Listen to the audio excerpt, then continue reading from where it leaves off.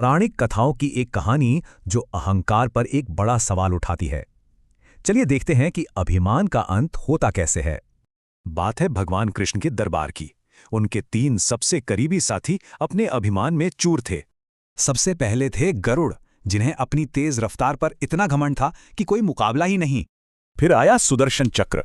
उसे अपनी शक्ति पर इतना गुमान था कि कोई उसे टक्कर नहीं दे सकता। और आखिर में थे रानी सत्यभामा, जिन्हें अपने सौंदर्य पर इतना नाज था कि किसी से तुलना ही नहीं। इन तीनों के घमंड को सुनकर कृष्ण बस मुस्कुरा दिए। उन्होंने तय कर लिया कि अब एक सबक सिखाने का वक्त आ गया है। तो उनके अहंकार को तोड़ने के लिए एक दिव्य लीला रची गई, जिसकी शुरुआत हुई 3 अलग-अलग निर्देशों से।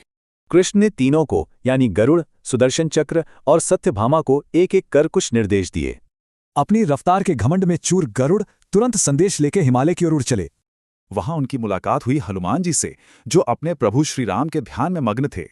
लेकिन जैसे ही गरुड़ ने संदेश दिया, हनुमान पलक झपकते ही द्वारका के लिए निकल पड़े। गरुड़ बस देखते रह गए। हनुमान द्वारका पहुंचे और श्री राम रूप में कृष्ण को प्रणाम किया। बस यहीं से कृष्ण ने एक सवाल पूछा। अपनी लीला को आगे बढ़ाते हुए कृष्ण ने पूछा कि क्या द्वार पर उन्हें किसी ने रोका। हनुमान ने जवाब दिया, हाँ प्रभु, एक चक्र ने रास्ता रोकने की कोशिश तो जरूर की थी, लेकिन उससे लड़ने लगता तो आपके दर्शन में देर हो जाती।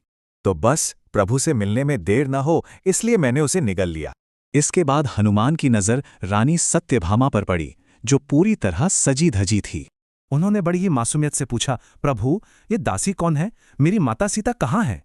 और बस एक ही पल में एक भक्त के जरिए कृष्ण ने तीनों के अहंकार को तोड़ दिया।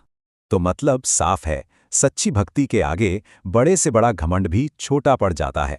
तो सवाल ये उठता है, अगर भक्ति अहंकार को हरा सकती है, तो फिर इसकी शक्ति की कोई सीमा है भी या नहीं?